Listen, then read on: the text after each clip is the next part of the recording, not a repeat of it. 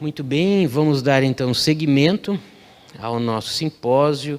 Agora o tema é ventilação mecânica. Nós vamos começar abordando, lógico que em pouco tempo não dá para se falar tudo de ventilação mecânica, mas eu vou procurar ser sucinto, né? De início nós vamos nos localizar em que nós estamos falando de Covid, né? O que o Covid, né, nos representa dentro do contexto da ventilação mecânica. Vou passar as bases da ventilação mecânica, as formas com que nós podemos setar os aparelhos e tudo mais. O Dr. Luiz depois vai complementar, né, nos mostrando as indicações de intubação e também a sequência rápida da intubação. Pode passar o primeiro. E é importante a gente contextualizar a situação do Covid dentro da UTI, no paciente em insuficiência respiratória, lembrando que há mais de 50 anos atrás, o médico fez um trabalho observando que 12 pacientes compartilhavam de mesmos sinais e sintomas, apesar de patologias diferentes. Pacientes que tinham dispneia, taquipneia, evoluíram em insuficiência respiratória, progressivamente com redução da complacência pulmonar. Uma observação interessante que boa parte respondia à pressão positiva, boa parte respondia à PIP, e até uma consideração interessante do trabalho, que os corticoides pareciam ser de grande valia em pacientes com embolia gordurosa e talvez com pneumonia viral. Isso há mais de 50 anos. E desde então a gente passou a definir a SARA, o síndrome do desconforto respiratório agudo. Pode passar? E o contexto da SARA, dentro da histopatologia, nós podemos dizer o seguinte, que é uma lesão da barreira alvéolo-capilar, com alteração da permeabilidade vascular, levando ao extravasamento de líquido. Olha que interessante, composição proteica semelhante ao plasma, ocorrendo edema intersticial e alveolar com repercussões funcionais. Essa talvez seja a melhor forma de a gente definir SARA no contexto amplo. Pode passar o próximo. Lembramos que a SARA, a síndrome do desconforto respiratório, não é uma doença, é uma síndrome, é um conjunto de sinais e evidências que aparecem em conjunto com diversas patologias, atualmente provavelmente 65 ou 66, mais de 60, e definida como uma lesão pulmonar difusa aguda e inflamatória, associada a diversas etiologias, entre elas a infecção, uma sepse de etiologia viral. Lembrar que os pacientes que vêm para a UTI com Covid são pacientes com sepse. Sepse não é um diagnóstico apenas de infecção por bactéria, mas por fungo, mas por vírus também. Né? Então, os pacientes que vêm para a gente na UTI, eles têm os critérios de sepse. Pode passar o próximo. E, então, essa SARA, esse síndrome do desconforto respiratório, compartilhada entre tantas síndromes, entre tantas doenças, ela vem sendo estudada progressivamente, como cuidar, como tratar, né, dentro do contexto da ventilação mecânica e, inclusive, nas diretrizes brasileiras de ventilação mecânica, já contemplando a última forma, a forma mais aperfeiçoada de fazermos o diagnóstico. Então, SARA, ou Síndrome do Desconforto Respiratório, desde 2012, é um quadro de desconforto respiratório agudo, ou seja, com uma patologia que acontece nos últimos 7 dias, ou piora nesses últimos 7 dias, associado com hipoxemia, opacificações intersticiais bilaterais, que não possam ser explicadas por descompensação cardíaca ou hipervolemia, podendo ser classificada entre leve, moderada e grave. Pode passar o próximo? Muito bem, e nós, então, temos o Covid, a infecção que compromete os pulmões. Esses pacientes chegam na UTI com opacificações intersticiais, bilaterais, com um quadro que a gente considera como o síndrome do desconforto respiratório, é uma patologia dentro desse contexto. A gente tem que sempre lembrar disso, porque não é uma coisa diferente, a gente está dentro do mesmo contexto, com peculiaridades. Então, essas opacificações são bilaterais, elas não se justificam por descompensação cardíaca, levam à hipoxemia, tem um quadro de evolução aguda. Então, a gente está falando de uma mesma síndrome. Passa o próximo para mim. Próximo. E nisso, né, numa patologia nova, numa doença nova, diversos estudos, diversos raciocínios foram realizados em cima do contexto desse público que chega na UTI. Nós observamos que alguns pacientes eles chegam com um diagnóstico de SARA, mas com uma complacência muito boa. Ou seja, o comprometimento pulmonar ele é pequeno, o comprometimento parenquimatoso. Nós temos que o paciente que tem a SARA, ele pode ter um infiltrado pequenininho ou um infiltrado muito extenso. Isso determina a questão da complacência pulmonar. Daí, teoricamente, foram criados fenótipos diferentes, fenótipos como o Dr. Gattinoni, que é um papa da ventilação mecânica, nos explica que talvez existam dois tipos de pacientes, o com o fenótipo L e o com o fenótipo H. Como na prática, como que a gente vê isso? Como tempos diferentes da mesma doença. Nós não temos dois pacientes, nós temos os mesmos pacientes em tempos diferentes, eles podem apresentar um perfil L, que é aquela fase inicial, opacificações são mais leves, é um paciente L de low, né, de baixa elastância, logo de alta complacência. Se ele tem alta complacência, obviamente ele não é recrutável, ele não responde a PIP, ao inverso de um paciente com baixa complacência, o perfil H, ele tem alta elastância, baixa complacência, logo ele é recrutável. Então, na verdade, esses perfis, quando a gente começou a estudar, começou a ler, né, para muita gente nova, às vezes passa a impressão de serem patologias diferentes, especificidades muito características da doença, mas na verdade são pontos diferentes da evolução da mesma patologia. Vejam bem que ambos estão com uma relação PF menor que 100. Passa o próximo para mim. Aqui o trabalho do Dr. Gattinoni, questionando que se talvez a pneumonia por Covid seja SARA ou não. Pode passar? E aqui, lembrando, né, quando a gente pega um grupo de pacientes com SARA antes da pandemia do Covid e faz uma estratificação pela relação PF e a complacência, nós vamos ver que existem pacientes com baixa complacência, hipoxêmicos e também pacientes com alta complacência, hipoxêmicos. Então a gente tem esse mesmo perfil se refletindo em outras patologias que não o Covid. Pode passar? Aqui nós temos o reflexo dessas duas diferenças, tá? Então, quando a gente tem um comprometimento pulmonar menor, nós temos uma área útil do pulmão, né, funcional.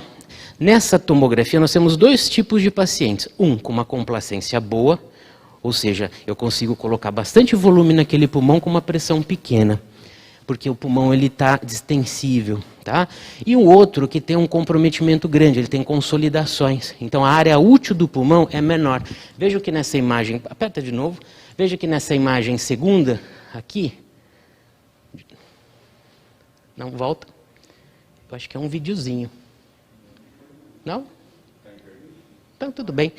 Então, só para a gente, só para ilustrar, né, que nós temos os pacientes que têm uma área útil pulmonar menor, logo eu tenho que fazer uma pressão maior para colocar a mesma quantidade de volume. Isso a gente chama, né, da variação de complacência que nós vamos estudar daqui a pouquinho. Pode passar o próximo? Essa característica, né, de tentar dividir esses pacientes em fenótipos, subfenótipos, nos últimos 20 anos, vem sendo realizado algumas vezes como esse trabalho, de maneira bem elegante, bem estruturada, mas sem muita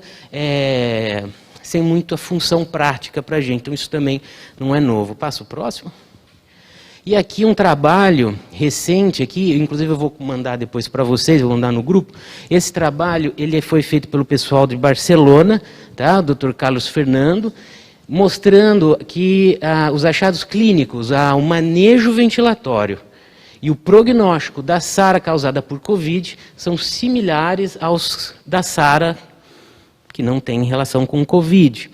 De modo que a gente passa cada vez mais a entender que nós estamos lidando com SARA, né, com características próprias, lógico, como toda patologia, e isso implica, passa o próximo, Isso implica que o manejo vai ser muito parecido, né? E como é? Aqui um trabalho mostrando a forma que os pacientes vêm sendo ventilados em diversas partes do mundo. Na Itália, nos Estados Unidos, a gente tem ali, 2 centros de Nova York, somando mais de 500 pacientes, né, e comparando com o mesmo grupo de pacientes semelhantes do estudo LungSafe, né, e como que está sendo o comportamento da ventilação mecânica nesses pacientes, a gente percebe que é muito parecido, né? Passo próximo.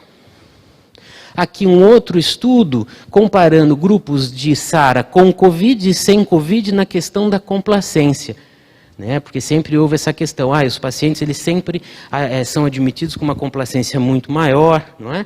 Então, quando a gente observa esses pacientes já dentro da UTI, é lógico que a SARA é uma patologia heterogênea, né? Mas é muito parecido. O azul é o grupo não Covid, e nós temos os outros, os vermelhinhos são os grupos Covid. Tá? Passo próximo. Aqui também a questão da citocina, essa meta-análise, né, que veio aquela questão, não, mas o Covid tem uma tempestade de citocina, que talvez diferencie das outras causas de sepsis, SARA. Isso não se mostrou verdade numa meta-análise, né, que na verdade mostrou talvez o inverso, que patologias como SARA e sepsis de outras etiologias vão determinar uma concentração muito maior, às vezes, de citocinas, tá? E principalmente L6, que era o questionamento dessa meta-análise, que também encontrou algumas outras características, que o PCR no COVID ele é maior do que nas outras patologias, assim como o dímero D, né, evidenciando o contexto da coagulopatia da microcirculação, que é tão mais específica no COVID. Passo próximo. Estudos também pós-mortem, né, estudos histopatológicos pós-mortem, também vêm cada vez mais corroborando que a semelhança entre os achados nos pacientes com Covid e sem Covid. Né, passo próximo e também com uma característica. Né, é lógico que, como toda doença, tem suas peculiaridades. O Covid ele mostrou uma tendência maior para a coagulopatia da microcirculação, levando cada vez mais a uma discussão de como a gente antecipa, volta um pouquinho, de como a gente antecipa o manejo, né, dessa possível coagulopatia trombótica do Covid, e aí toda uma discussão do uso da heparina e tudo mais. Passo próximo, de modo que Covid não é uma SARA diferente, tá? Covid é SARA. Tá? Passo próximo para mim. Aqui um texto do Dr. Tobin, né, para não falar só do Dr. Gattinone. Dr. Tobin é um dos grandes nomes da ventilação mecânica, também questionando, inclusive, as formas, né, de fórmula que ele chama de cookbook, né, do livros de receitas, né, para você criar manejos extremamente estruturados em protocolos rígidos e trazendo a interessante informação que já deveria ser bem prática para a gente, que os pacientes são individualizáveis. Não é? Passo próximo. Próximo. Então, só para contextualizar, SARA, sepse, COVID, o manejo, são doenças que a gente tem manejo próprio, que a gente tem muito estudo em cima de como ventilar o paciente com SARA, e essa é a forma que a gente vai ventilar o paciente com COVID. A gente vai utilizar dos protocolos que já existem, com algumas peculiaridades. Vamos lá. Passo próximo. Aqui é um estudo de 2018, né, das atualizações das melhores condutas aí nesses pacientes com SARA, isso aqui é antes do COVID, mostrando que a volume corrente baixo, pressões baixas, são fortemente recomendáveis, posição prona para pacientes hipoxêmicos, usar PIP, manobras de recrutamento, PIP mais alta, manobra de recrutamento, enfim, as coisas que nós acabamos vendo no nosso dia a dia já eram vistas antes mesmo do COVID, porque nós estamos tratando SARA. Esse gráfico aqui, essa imagem mostra, né, que há 10 anos atrás, praticamente, né, isso aqui é de 2012, na verdade, há 9 anos atrás, nós já fazíamos, olha só, as indicações de pacientes com SARA, né, com leve, que tem uma relação PF de 300 a 200, VNI, indicação de VNI, volume corrente baixo já para todo mundo, né, o PIP mais baixo, na SARA moderada, de 100 a 200, mantém ainda volume baixo, o PIP ele deve ser visto, né, titulado, e na SARA grave já entra a questão da pronação. Quem acha que pronação é uma coisa nova? Acho que em 2005, 2006 a gente tem foto de paciente pronado na UTI. Né? A gente pronava paciente já há muito tempo, a gente já titulou PIP na tomografia, isso há muitos anos. Então, isso não são coisas novas, né? A gente está utilizando de técnicas que já bem conceituadas, com resultados positivos, baseados na fisiologia de cada paciente, para poder ventilar cada um. Passo próximo. Aqui, uma atualização no manejo da SARA, já de 2019, um trabalho bem legalzinho, mostrando que o pilar, né, aquela rosa dos ventos ali, o pilar de tratamento é volume corrente baixo, pressão de platô menor que 30, tá? O volume corrente baixo é 6 ml por quilo de peso predito, pressão de platô menor que 30, uma PIP maior que 5 e reavaliações. Esse é o fundamento, é o pilar do tratamento. Pode passar o próximo. A Sepsis Survival Campaign, no seu protocolo de manejo de cuidados com o paciente com Covid na UTI, pode passar o próximo, também corrobora com essas informações. Olha só, ele aqui está disponível, né, a Sociedade Europeia e Americana de Terapia Intensiva, junto com a Sepsis Survival Campaign, orientando utilização de volumes baixos, né, de volume corrente de 4 a 8, pressões de platô menor que 30, investigar infecções bacterianas e considerar o uso de antibiótico terapia empírica, porque são pacientes graves, né? Utilizar o alvo de 92% a 96% de meta de oxigenação. Esse alvo, fora do Brasil, ele tem um trabalho que valida, né, 92% a 96%, aqui a gente acaba usando 90% a 96%. Utilização de PIP alto em alguns pacientes moderados ou graves, lógico, de maneira titulada. Uso de bloqueadores neuromusculares para facilitar a gente atingir os alvos de ventilação. Utilizar manobras tradicionais de recrutamento pulmonar. Considerar a ventilação em posição prona de 12 a 16 horas. Enfim, utilizar óxido nítrico. Nós utilizamos uns 3 pacientes sem muito sucesso. Né? E ECMO. Então, tudo que eles vêm orientando de acordo com os protocolos que a gente já tinha anteriormente. Pode passar? Então, muito bem, localizamos onde nós estamos ventilando o paciente com SARA, visto os principais pilares do tratamento do paciente com SARA, dentro da ventilação mecânica, vamos falar um pouquinho do básico de ventilação mecânica. Por que eu coloco o paciente em ventilação mecânica? Porque eu preciso de 2 coisas, é bem simples. Eu preciso dar oxigênio e eu preciso tirar o CO2, tá? Passo próximo. Então, o objetivo da ventilação mecânica, corrigir a hipoxemia, corrigir a hipercapnia, aliviar o trabalho respiratório e, mais importante do que isso, não lesar. Eu lembro vocês que a ventilação mecânica com pressão positiva é um meio antifisiológico da gente ventilar o paciente, é totalmente antifisiológico. Nossa respiração é impressão negativa. Quando a gente intuba um paciente, a gente inverte toda a fisiologia. A gente passa a fazer uma ventilação com pressão positiva e a gente causa barotrauma, a gente causa volutrauma, a gente causa atelectrauma e, passo próximo, também a gente passa a causar efeitos hemodinâmicos significativos, tá? Tanto na alteração da pré-carga do ventrículo esquerdo quanto do direito. Ou seja, a ventilação mecânica ela é um mecanismo altamente lesivo. Ainda existe, além do barotrauma, telectrauma e volutrauma, nós temos também o biotrauma. Né? Então, ou seja, é uma sequência de coisas que podem ser maléficas se não forem muito bem atendidas. Passo próximo. Portanto, se o objetivo é oxigenar e retirar o CO2, vejam que qual é o principal determinante, eu vou tentar ser simplista, qual que é o principal determinante para oxigenação? O que eu faço para oxigenar o paciente? São 2 variáveis importantes. Primeira, FI, que é a concentração, né, a fração inspirada de oxigênio, a concentração de oxigênio na mistura de gases que eu estou inserindo ali dentro daquele paciente. E a outra é a pressão média de vias aéreas. Tá? Aí você fala, mas o que tem a ver a pressão com a oxigenação? Passa o próximo para mim. Lembrar que respiração envolve difusão. Tá? Passa o próximo. E difusão, a gente cai naquela equaçãozinha chata da lei de Fick. A taxa de difusão de um gás, ela tem várias características. Primeiro, é igual a D, esse D é constante de difusão. Cada gás tem uma constante de difusão. Por exemplo, o CO2 é umas 20 vezes mais difusível que o oxigênio. Então eu não preciso pressurizar para fazer a difusão do oxigênio, do CO2, porque ele provavelmente ele tem uma difusão muito mais ágil. A área de local para difusão, isso interessa? Interessa. Por isso que quando eu pressurizo o pulmão, eu abro o pulmão. Ele é elástico, então eu aumento a área.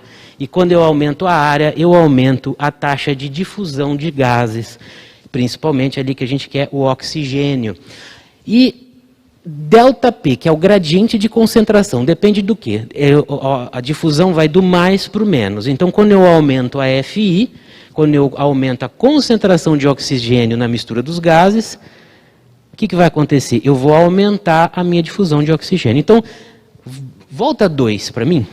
Voltando aqui, principal determinante da oxigenação, FI. Então eu vou aumentar, se eu quero oxigenar mais meu paciente, eu tenho que aumentar a fração inspirada de oxigênio e tenho que aumentar a pressão que eu vou imprimir naquela ventilação, porque aumentando a pressão, eu vou aumentar a área de difusão.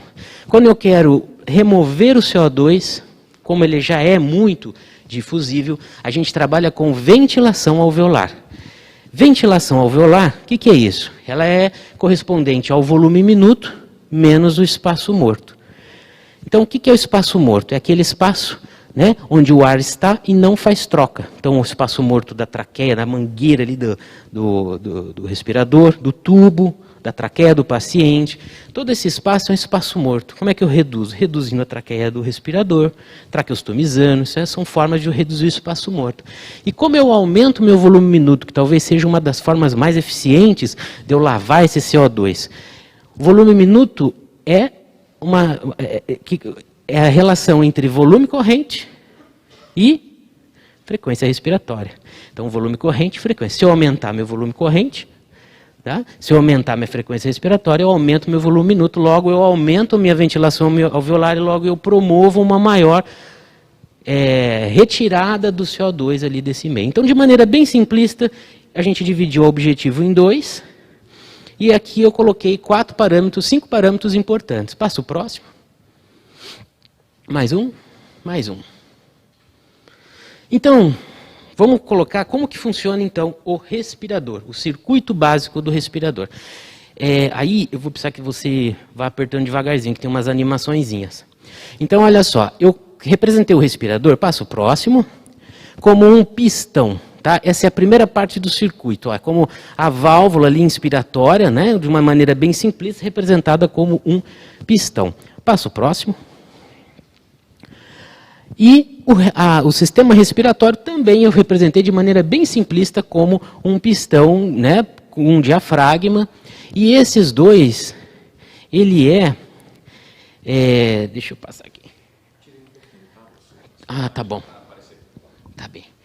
Então, esses dois sistemas, ele é conectado por um tubo, tá? Que envolve toda a tubulação ali do tubo do paciente, mas também aquelas traqueias que ligam o paciente ao respirador.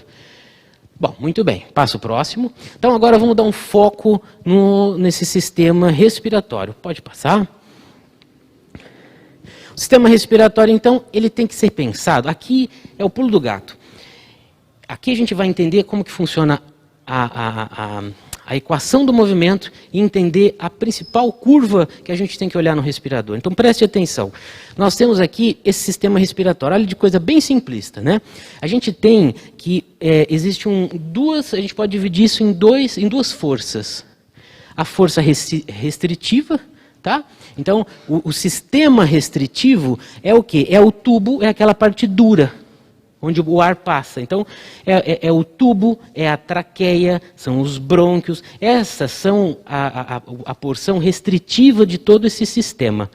Então, ele não distende, né? Lembra, se vocês saem daqui agora, passam no McDonald's, vocês compram uma Coca-Cola e um milkshake. Aí vocês tentam respirar no canudinho da Coca-Cola, é mais difícil. Aí aquele canudão grosso do milkshake, quando vocês tentam respirar, é mais fácil, certo? Por quê? Ele é distende, ele é elástico? Não, porque ele tem um raio maior.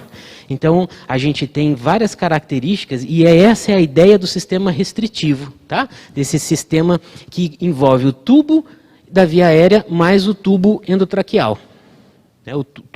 Toda a parte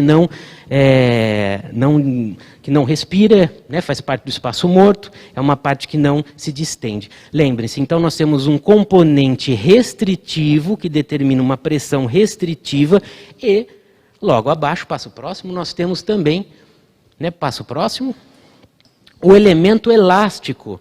O pulmão e a caixa torácica, ela é elástica. Então, aqui nós temos o elemento elástico. Então, eu tenho um elemento restritivo e tenho um elemento elástico. Passo próximo. Portanto, a pressão das vias aéreas vai ser a somatória desse elemento restritivo com o elemento elástico. E o elemento restritivo, ele é representado ali, ó, vias aéreas mais tubo, e o elemento elástico, os pulmões e a parede. Quando nós falamos em elemento restritivo, eu tenho a ver com fluxo e com resistência. Quando eu falo nos elementos elásticos, eu tenho a ver com volume e complacência. Passo próximo. Mais um. Mais um. Mais um. Mais um. Mais um. Aí. Então, pressão das vias aéreas, ela é dividida em duas, o componente restritivo e o componente elástico. Mais um. Aqui, essa aqui é muito interessante. Então, vamos agora para a curva. Então, agora vocês vão entender como é que funciona a curva de pressão do respirador, que é uma curva mais importante que a gente vai olhar ali no respirador. Passo próximo para mim. O primeiro passo, o respirador ele vai inserir um ar dentro do paciente, tá? E ele vai ter que ultrapassar a resistência do tubo e a resistência das vias aéreas, ou seja, a pressão resistiva que ele vai ter que passar, que ele vai ter que imprimir nesse sistema, vai ter que ultrapassar esta pressão. E na primeira fase ali em verde da nossa pressão, da nossa curva de pressão-tempo, nada mais é que a pressão restritiva. Tá? Passo próximo para mim. Eu ultrapassando essa pressão restritiva, a hora que o respirador está empurrando o ar, ultrapassou a pressão resistiva, esse ar ele começa a entrar de uma maneira linear, num fluxo constante, até a sua meta. No caso, se a gente está ventilando a volume, você colocou lá 400 ml, quando chegar em 400 ml, ele chegou então na pressão máxima ali, até que a gente chama de pressão de pico. Aí, enchendo o pulmão de ar, eu faço uma pausa. Eu não tiro o ar, eu faço uma pausa. Então, se eu faço uma pausa inspiratória, o que acontece? Não está mais passando ar na traqueia, no tubo, nesse elemento restritivo. E dessa forma, a gente tem uma redução ali da pressão de pico, tá? Até um nível que a gente chama de pressão de platô.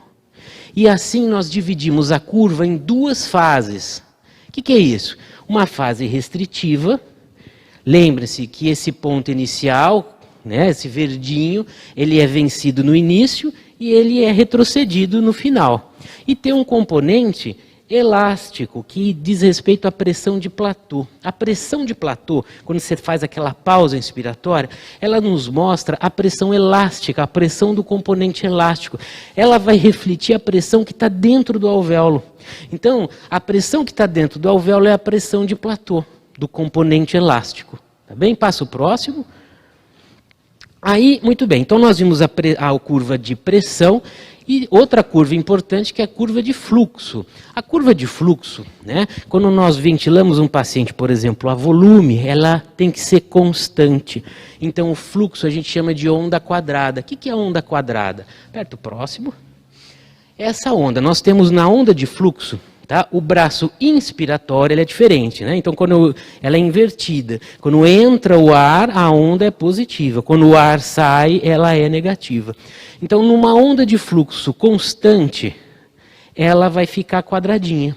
Parou de entrar o ar, ela cessa e faz essa curva. Passa o próximo, essa alça, esse braço expiratório, que nada mais é, por que ela é curva? Por que ela é desse formato? Porque ela é o recolhimento elástico. A expiração, ela é espontânea, o respirador não puxa o ar. Tá?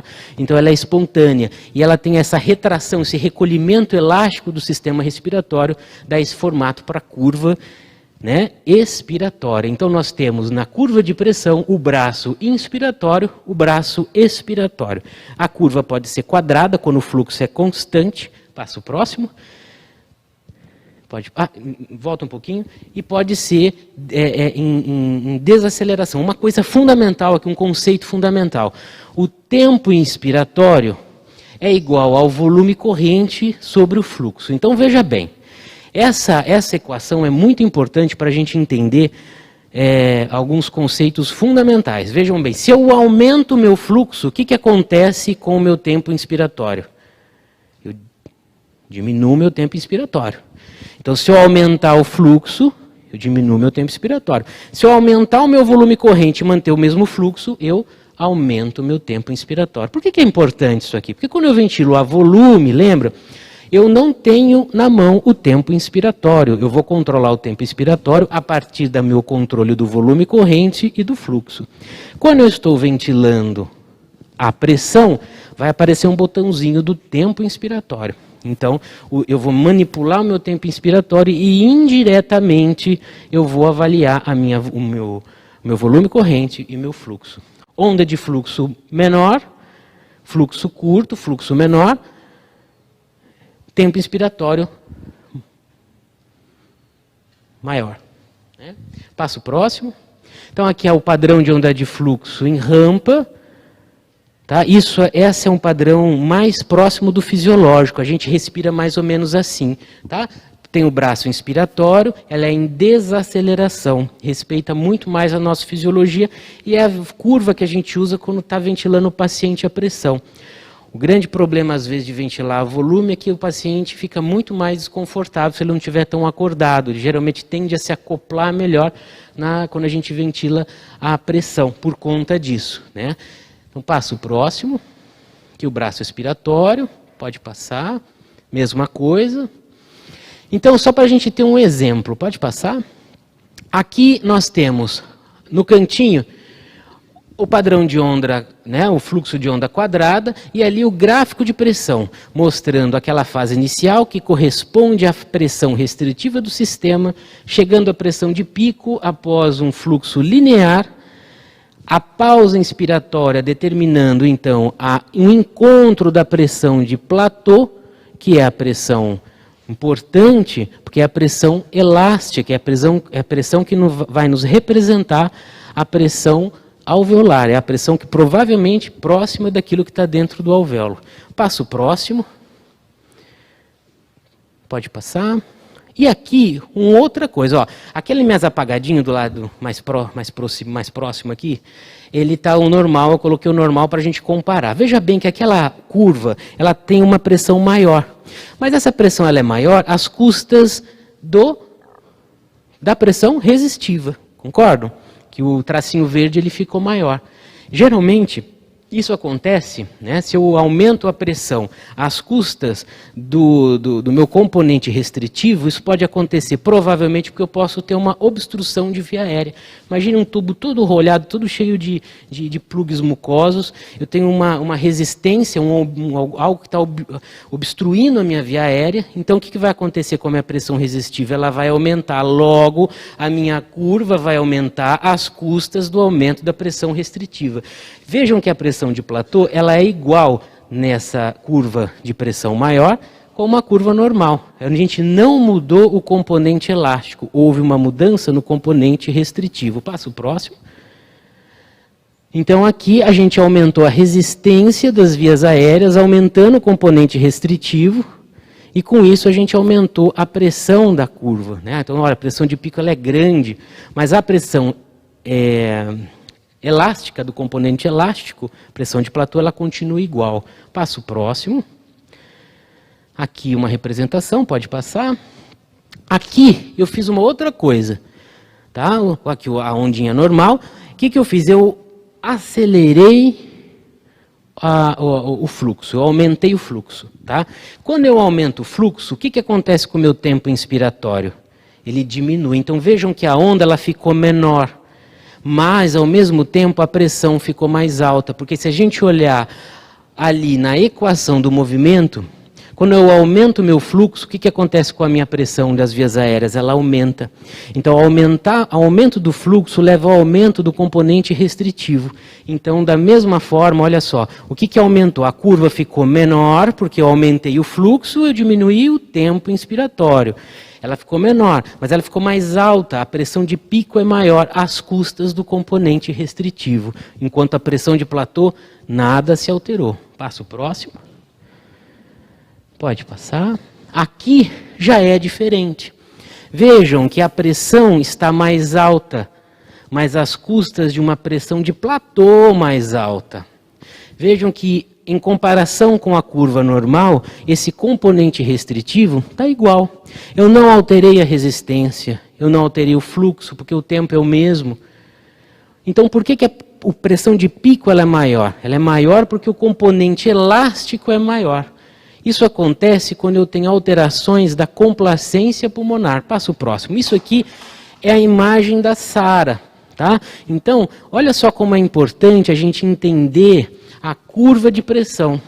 Quais os componentes da curva, quando ela se altera e saber interpretar, pelo menos ter uma noção do porquê ela está maior. Será que é um componente resistivo? Será que é um componente elástico? Quando a gente tem a redução da complacência na Sara, eu aumentei a pressão de platô. Então vejam que a curva aumentou às custas do aumento da pressão do componente elástico. Eu passo o próximo. Aqui uma curva bem bonitinha de livro para a gente ver. Olha só, de A a B a gente tem a representação da pressão resistiva. Essa é a pressão resistiva do sistema sendo refletido aqui na minha onda. Aí eu vou começar, o sistema ele venceu essa pressão e vai inserindo ar linearmente, olha só, uma linha de B até C. E chegando na pressão de pico, onde ele alcançou a meta, ele vai ciclar, ele chegou já nos 400 ml que você colocou. Então agora eu aperto uma pausa inspiratória, eu dou uma pausazinha na inspiração, o ar para de entrar. E ele se acomoda dentro do pulmão. Logo, o componente resistivo, que é o C de C a D, ele é retirado. Olha só que interessante, A e B é igual a C e D. E aí a gente chega na pressão de platô. Tá?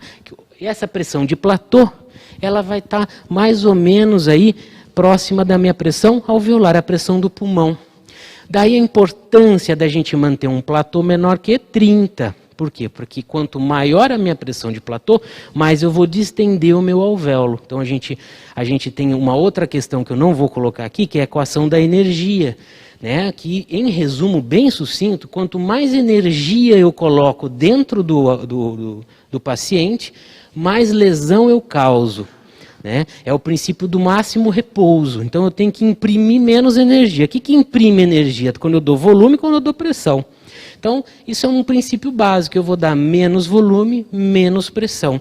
Eu tenho que focar na pressão do platô. Eu vou ter que achar essa pressão de platô, porque ela é uma das metas. Lembre-se que nos pilares da ventilação, a gente tem o volume corrente baixo, a pressão de platô menor que 30, o volume corrente de 6 ml por quilo, a pressão de platô menor que 30, e mais importante, um detalhe aqui que a gente vai encontrar e sempre vai usar, que é a pressão de distensão, ou driving pressure.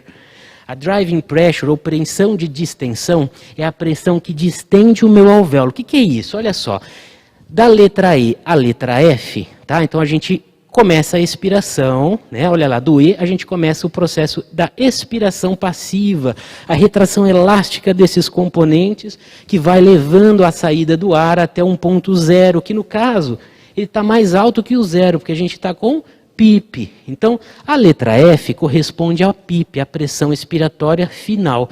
Ao final da expiração sobra a pressão, sobra ar lá dentro do pulmão propositalmente, certo? Que a gente chama de PIP. Por que a gente usa PIP? Para evitar que o pulmão fique abrindo e fechando e causando atelectrauma. Então a gente vai usar PIP.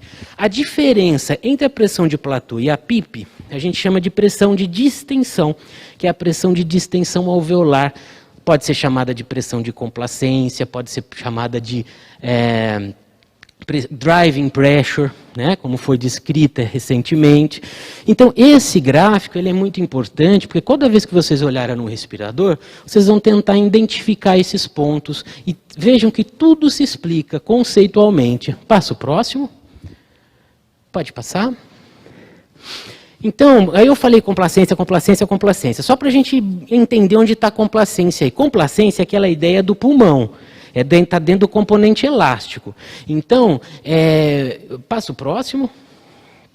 Olha só, eu vou tirar o componente resistível. Eu dei a pausa inspiratória, agora vamos só ver o componente elástico, que é volume sob complacência mais PIP. Passa o próximo. E aí a gente tem que a pressão de platô é volume sob a complacência mais a PIP. Passa o próximo. Portanto, a complacência pulmonar é igual ao volume corrente sob a pressão de platô menos PIP. O que é pressão de platô menos PIP? Pressão de distensão, driving pressure. Tá? Então, o que significa isso? É o quanto eu consigo colocar de volume numa determinada pressão. Quer ver a ideia de complacência? Só para a gente ter ser meio mais simplista. Eu pegar uma bexiga, que todo mundo já encheu uma bexiga.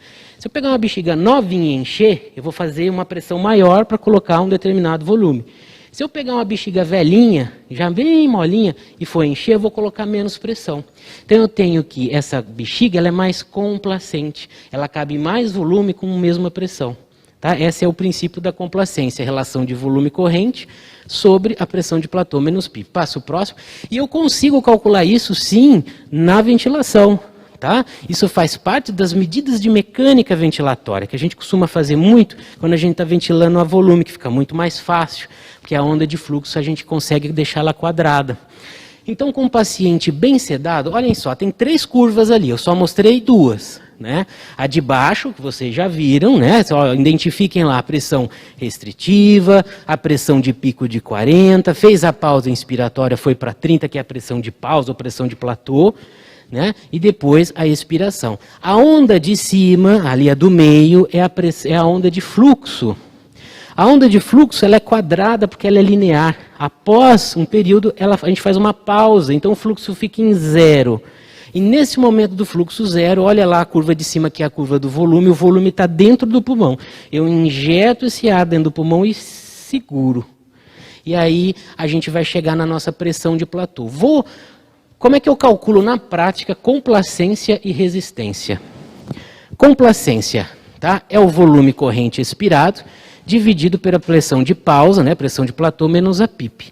Então, eu vou colocar lá 60 litros por minuto de volume.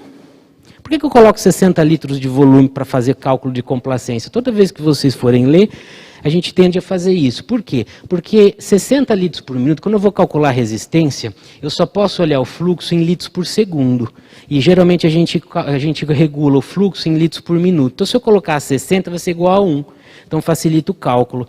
Então, a complacência é 400 sobre 30 menos 10, que vai ser 20 ml por centímetro de água. Enquanto a resistência, a fórmula da resistência é o quê? É a pressão de pico menos a pressão de pausa.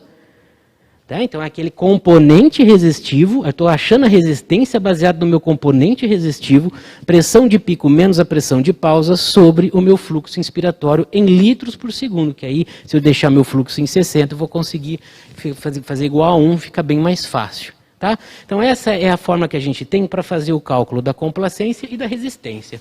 Então, nós entendemos as ondas, entendemos o contexto dessas ondas dentro da equação de um movimento, entendemos os valores, conceituamos esses valores, passa o próximo. E vamos para a ventilação protetora, né? Essa ventilação protetora que é orientada nesses pacientes do Covid, vejam que é a mesma coisa que a gente sempre fez, é respeitar a fisiologia do paciente.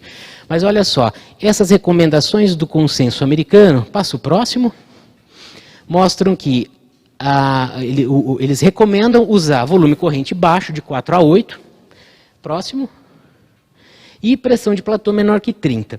Enquanto o protocolo brasileiro, então, ele já chega direto ali, ó, ele pede para a gente usar um volume corrente de 6 ml por quilo, uma pressão de platô menor que 30 e a pressão de distensão, que é a pressão do driving pressure, menor que 15. Essa é a ventilação protetora. Pode passar? Então, quando a gente fala em volume corrente, como é que eu acho o volume corrente do paciente? Eu vou setar o meu respirador. Volume corrente é 6 ml por quilo. Mas olha bem, aqui eu tenho 3 pessoas, tá? Eles têm a mesma altura. Um é magrinho, outro é gordinho e outro é gordão. Quem tem um pulmão maior? Nenhum. Está tudo igual. A gente vai, os 3, não é porque a pessoa engordou que o pulmão engordou também, né? Então, olha só como é importante a gente ter a noção da altura do paciente. Muitas vezes na nossa evolução inicial da UTI, a gente tende a tentar achar ali uma forma de perguntar ou tentar delimitar qual que é a altura do paciente. Por quê? Porque isso nos interessa, né? A gente vai usar 6 ml por quilo de peso predito, e não pelo peso, né, de acordo com o índice de massa corpórea, é pela altura e sexo. Passa o próximo. Aqui uma tabela, olha só, por altura. É assim que a gente escolhe o nosso volume corrente, tá? Então, por exemplo, um homem de 1,70 m, ele vai ventilar 6 ml por quilo, 396 ml. A mulher, 372. Volta um pouco. Por quê? Porque eu tenho uma fórmula para calcular, que é uma fórmula meio chata, é mais fácil guardar a tabelinha. O homem é 50 mais 0,91 vezes a altura, menos 152,4. A mulher é 45,5 mais 0,91 vezes a altura em centímetros, menos 152,4. Então eu posso guardar uma tabelinha que fica mais fácil, né? Então passa o próximo. Essa é a tabelinha, passa mais um. E aí, já falamos de volume, vamos falar de PIP. Olha que interessante esse trabalho, em 1974, eles pegaram 3 ratinhos, e aí o que eles fizeram? De um ratinho eles ventilaram com uma pressão por 24 horas de 45, tá? E com um PIP de 0. E olha como ficou o pulmão. Ali o do meio eles ventilaram com uma pressão de 45, mas jogaram um PIP de 10, o pulmão já ficou um pouquinho melhor. E um outro, eles ventilaram com uma pressão mais baixinha, de 14. O pulmão ficou praticamente dentro do normal. E daqui, né, baseado nesses estudos e outros também que vieram da mesma época, começaram assim, a entender a importância do barotrauma, que é quando a gente dá uma pressão muito alta, do atelectrauma, quando eu tiro muito a PIP, né, e também do volutrauma, são independentes. Tá? Então, volutrauma, atelectrauma e barotrauma são lesões independentes. E daí começou a se entender e buscar qual que seria, então, a melhor PIP. Né? Pode passar? O entendimento da PIP, né, se vocês forem ver, essa aqui é uma imagem também da década de 70, mostrando o seguinte, que a PIP é boa para quem precisa e ruim para quem não precisa. A PIP é excelente para quem precisa de PIP e é péssima para quem não precisa. Isso é uma coisa meio óbvia, né? Então aqui nós temos uma situação na imagem de baixo, de tomografia, tá? Isso é da década de 70 também, onde eles demonstram o seguinte, que nesse caso, por exemplo, onde eu tenho uma complacência boa, apesar de ter pneumonia, apesar de ter lesão, como eu tenho uma complacência boa, se eu der PIP para ele, eu vou mais hiperdistender do que recrutar. Então talvez aqui a PIP não seja tão legal. Já na imagem superior, que talvez corresponda, parecido com aquele fenótipo H, né, onde eu tenho um infiltrado intersticial difuso, um comprometimento da complacência significativa, a PIP vai ser positiva, porque eu vou trazer benefícios, eu vou mais recrutar do que hiperdistender. Lógico que aqueles alvéolozinhos lá, que estão bonzinhos, eles vão ser hiperdistendidos, né? Mas ao passo que eu vou ter um benefício muito maior recrutando todo aquele outro espaço. Então, a PIP é boa para quem precisa e ruim para quem não precisa. Isso é básico da própria fisiologia, da própria forma com que nós vamos ventilar o paciente. Passa o próximo. E eu mostrei essa imagem para mostrar que é algo muito antigo, que não é uma coisa nova. Tá? Então a PIP mantém os alvéolos expandidos, aumenta a capacidade residual funcional, aumenta a complacência, reduz o distúrbio VQ, distúrbio ventilação-perfusão. Né? Então os protocolos todos mais modernos e desde bom tempo consideram o de PIP alta em SARA moderada grave. Como que eu vou fazer para achar essa PIP alta? Qual PIP? Calma. E otimizar a PIP sempre para manter a FI menor que 60. Esse princípio foi usado nos protocolos da IDARDS-NET, na combinação da PIP table, onde combina um padrão de PIP com uma FI. Pode passar o próximo. Aqui o trabalho do Dr. Marcelo Amato, lá do HC, né, um trabalho que foi publicado no New England, uma amostra de 3.000 pacientes, aí mostrando que quando a gente deixa essa pressão de distensão menor que 15, a mortalidade cai de maneira expressiva. Por quê? Porque a pressão menor que 15 significa o quê? Eu estou mexendo menos meu alvéolo. É a força de cisalhamento ali que está acontecendo no alvéolo. Quando ela é maior que 15, meu alvéolo machuca mais no movimento respiratório, então provavelmente ali eu vou levar um processo inflamatório maior, persistente, vou lesar o pulmão e a mortalidade é significativa. Então, baseado nesse trabalho brasileiro, a gente usa, já não é tão recente, a gente usa sempre uma outra meta que é o driving pressure, ou pressão de distensão, que é aquela do platô menos o PIP, sempre menor que 15. Passo próximo. Então, falamos de ondas, falamos de alguns parâmetros importantes, e vou falar dos modos ventilatórios. Então, nós podemos ventilar, eu não vou falar de todos os modos ventilatórios, eu vou falar do bem básico, que é ventilar volume e ventilar a pressão. Quando a gente ventila volume, tá? Eu vou falar aqui do modo controlado, ele vai ser disparado a tempo e ele vai ser ciclado a volume. Então, ventilação controlada a volume é ciclada a volume. O fluxo ele vai ser constante de onda quadrada. E a pressão? A pressão ela é variável. Eu não mexo na pressão quando eu estou ventilando a volume. Então, ela vai depender do volume corrente, do fluxo, da complacência, da resistência do sistema. Então, a medida indireta dessa forma é a pressão.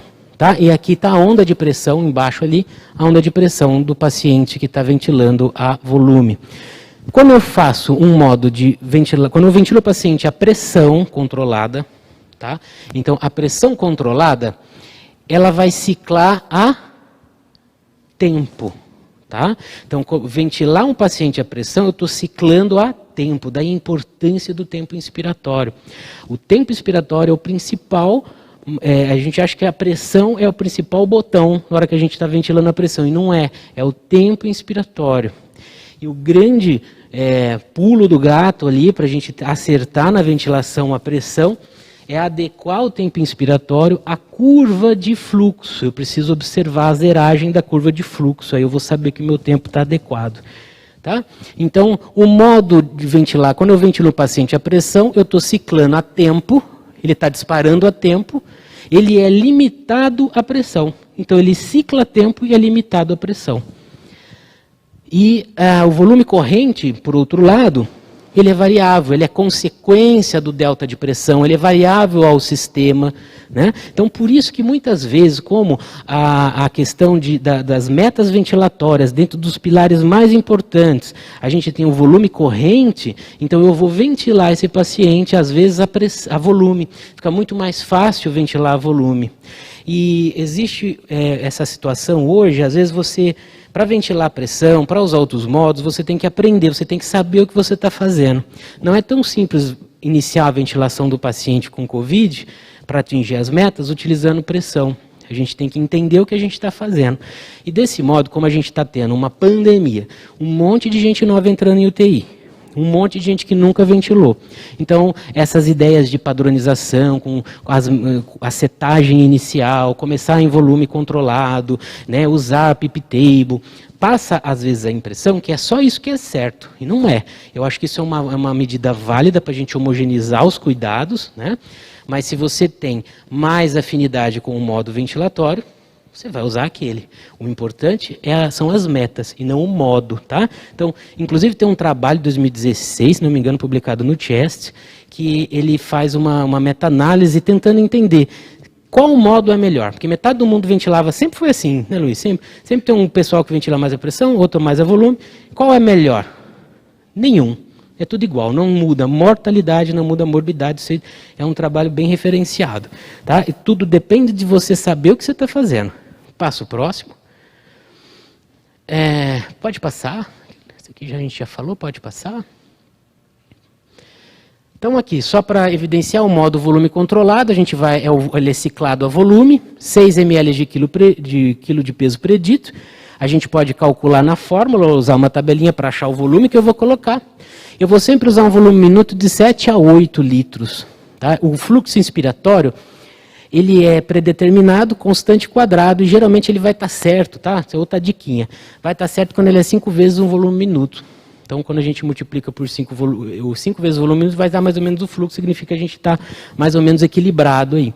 Então, a pressão ela é variável, depende do volume corrente, do fluxo, da complacência, né?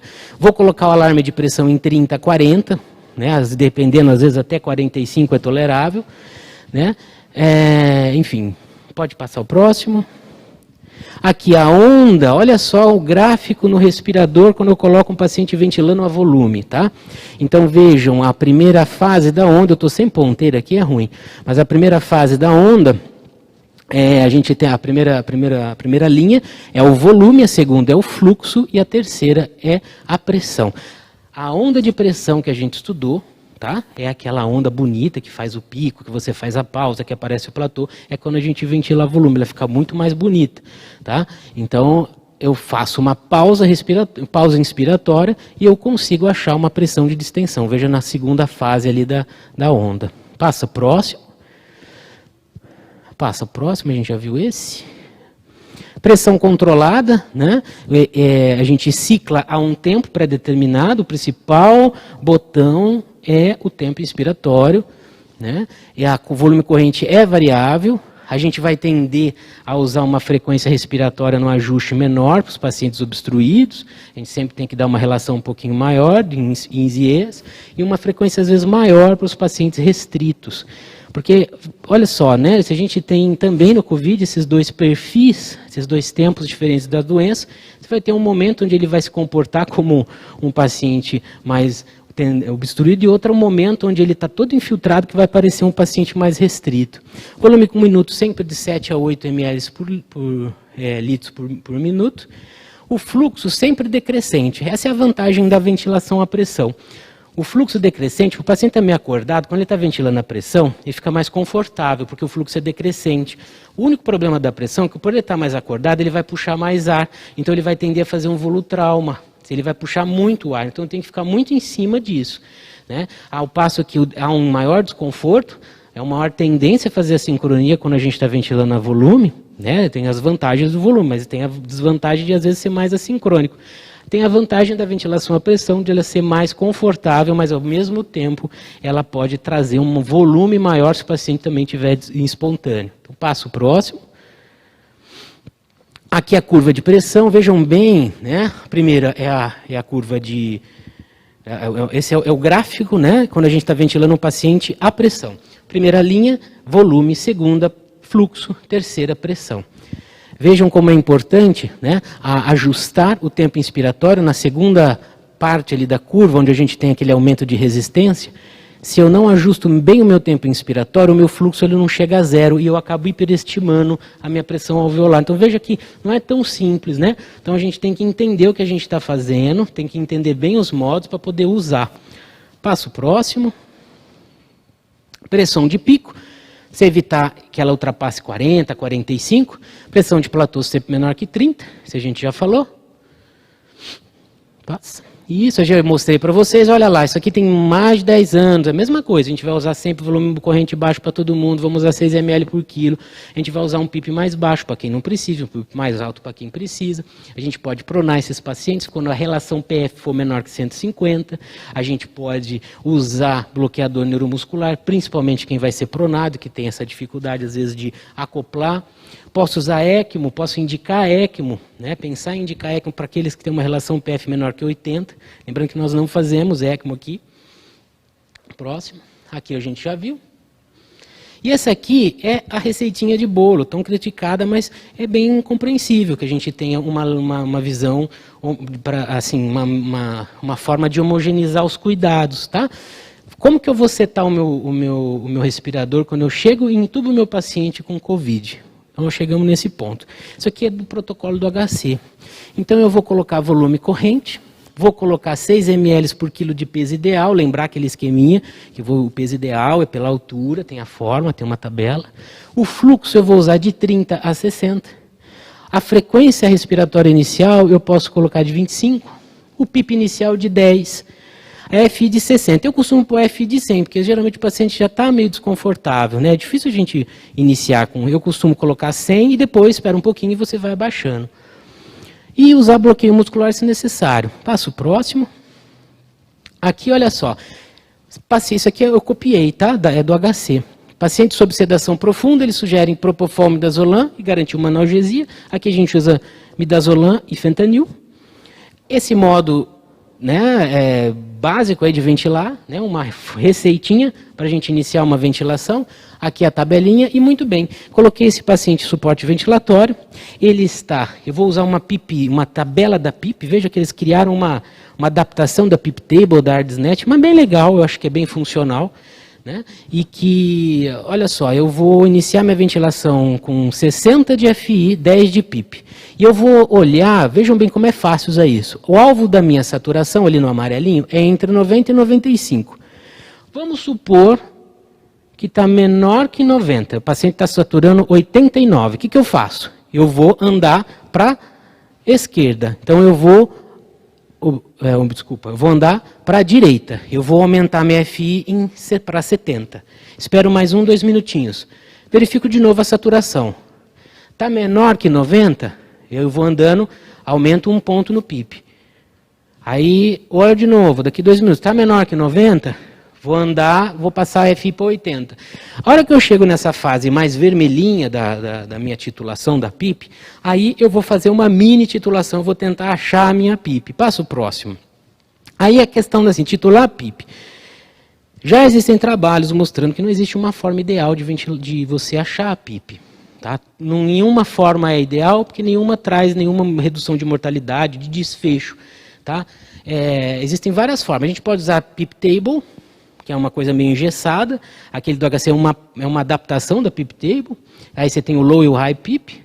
Posso usar PIP decremental. O que é decremental? Eu vou jogar a PIP lá em cima e vou decrementando, eu vou diminuindo e observando.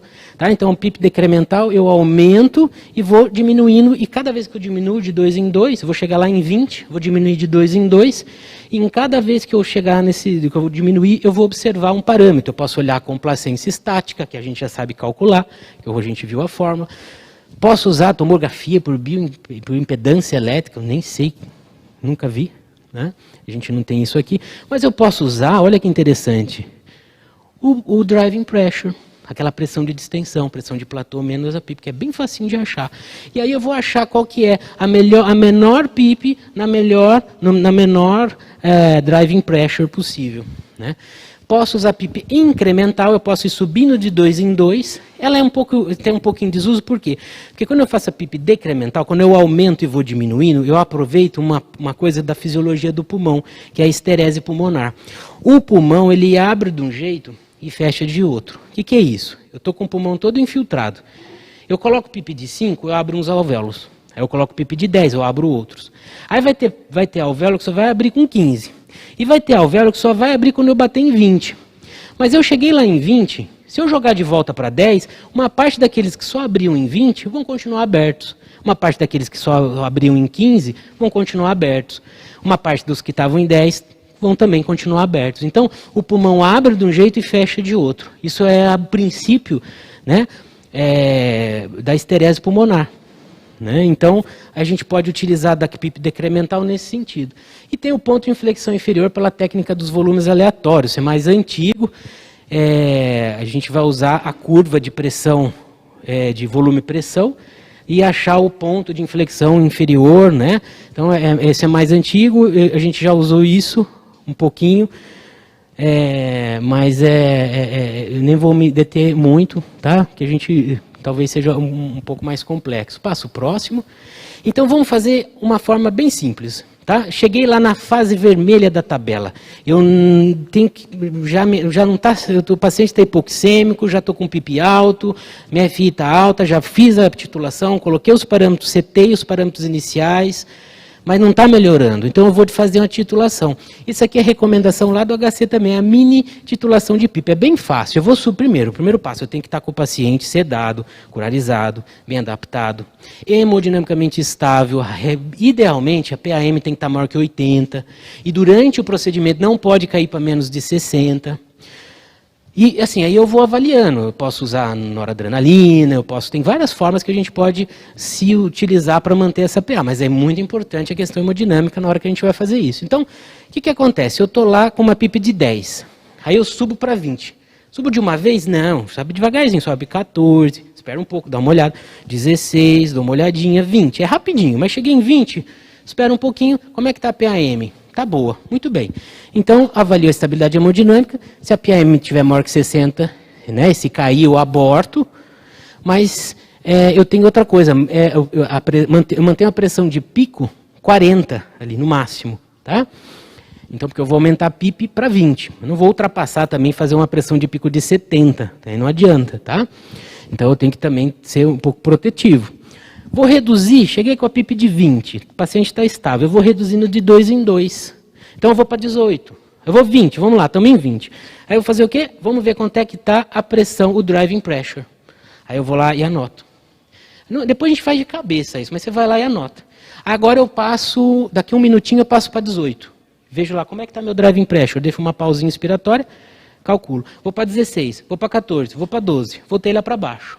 Tá? Então aí eu vou conseguir ver, avaliar e anotar a pressão de extensão em cada nível de PIP que eu estou decalando. E aí eu vou escolher a PIP que gera o menor valor de distensão. Porque lembra que a gente quer uma pressão de distensão menor que 15. Mas se tiver um valor de PIP lá que jogou em 13, eu vou escolher esse. Passo próximo. Aqui é o gráfico, tá? Se eu for anotando, ó, PIP de 20, eu anotei driving pressure, 18. PIP de 18 foi para 17. PIP de 16 foi para 15. Opa, tá caindo. PIP de 14 foi para 12. PIP de 12 já subiu de novo, porque começou a fechar o pulmão. Ali em cima eu estava hiperdistendendo, então por isso que a pressão da drive começou a aumentar. Quando eu baixei muito a PIP, menor que 14, ali ele começou a fechar. Aí ele começou a aumentar a driving pressure. Então, vamos ver qual seria a PIP que a gente iria escolher para esse paciente. De 14, certo? Por quê? Porque é a menor driving pressure. Então, parece complexo, é bem simples. Eu vou jogar a PIP para 20, vou descendo de 2 em 2, olhando a parte hemodinâmica, vou escolher aquele ponto onde a driving pressure é menor. Dá para fazer isso, às vezes até não mais rapidinho. Pode fazer no gráfico, você pode montar um gráficozinho, trazer lápis de cor, né? Ou você pode ir montando e muito bem. Passa o próximo. Mas aí, o paciente continua ruim. Putz, olha, eu fiz de certinho, ó, segui certo ali. Coloquei o modo, estou garantindo um volume corrente adequado. Ajustei o PIP, não adiantou, titulei. Passo o próximo. O que a gente pode fazer? A gente vai fazer recrutamento alveolar. O que é recrutamento alveolar? Lembra que eu falei que o pulmão abre de um jeito e fecha do outro? É isso que a gente vai usar, esse princípio da esterese pulmonar. Aí, eu posso pronar o paciente também. Ele tem uma relação menor que 150 PF, vamos pronar. Eu posso utilizar, não, agora eu já titulei a PIP, vou pronar. Por isso que eu pronei, eu dou um tempinho e vou avaliar de novo a PIP. Tá? Mas eu posso fazer um recrutamento. Recrutamento é rápido. Só que um detalhe do recrutamento é que a gente vai mudar o modo para facilitar. A gente estava ventilando a volume, a gente vai jogar para pressão, eu desligo os backups, porque vai começar a apitar para tudo quanto é lado. Eu coloco, aumento o limite de pressão de pico e de PIP. Vou ajustar uma frequência de 20. E como eu estou a pressão, lembra que o controle mais importante é o tempo expiratório, que eu vou colocar em 1.5, manter uma relação 1 para 1. Falei, não, mas é ruim, né? É isso mesmo. Aí eu vou colocar 1 para 1, porque eu quero distender. Vou colocar um delta de 15 de pressão e vou aumentar a PIP para 15. Estava lá em 10, né? Aumentei para 15. Olha a hemodinâmica. Pressão, PAM 80, beleza, espera uns 5, 8 ciclos e continua, aumento para 20. Olha a parte hemodinâmica. Espera uns 5 a 8 ciclos e vou para 25. Olha a hemodinâmica, fazendo pó, está competindo, ele está sedado, curarizado. Aí, muito bem, cheguei em 25, espero mais uns ciclos e volto para aquela PIP boa que eu achei, que a gente era 14, tá? Então, passa o próximo para mim. E aqui é assim, ó, eu estava com a PIP lá em 10, eu descobri que a 14 era boa, né? Então, agora eu vou, mas ela não ajudou muito, então eu vou fazer esse recrutamento. Passei a PIP para 15, para 20, para 25, deixei um delta ali de 15 e cheguei em 25, o que eu faço? Eu volto ela para a minha PIP escolhida. Isso, a gente titulou a PIP de maneira simples, e a gente recrutou. Aí cabe pronação, cabe avaliar a sedação, cabe pedir um agaso, né? ECMO e aí por aí vai, né? Então a gente tem situações extremas que a gente às vezes vive no COVID, né? E que nem sempre responde, mas essa seria a técnica que eu acho que da maneira mais simples é tudo muito complexo. Falar de ventilação dava para a gente passar uma semana falando, mas para resumir em 1 horinha, a ideia é que a gente revesse os conceitos dos princípios do que norteia a ventilação, respeitar a ventilação protetora, né? Entender os gráficos, entender os modos, saber como setar um respirador, saber o que é a titulação de PIP, aprender uma forma simples de titular e de recrutar. Tá? Passo o próximo, que eu acho que acabou. Muito bem. Então é isso. Essa foi uma forma básica da gente rever. Talvez algumas coisas na ventilação a gente pudesse sentar novamente, né, num segundo tempo com a equipe e novamente trazendo mais detalhes, mais riqueza de detalhes para a gente cada vez mais constituindo uma força cada vez mais homogênea de trabalhar.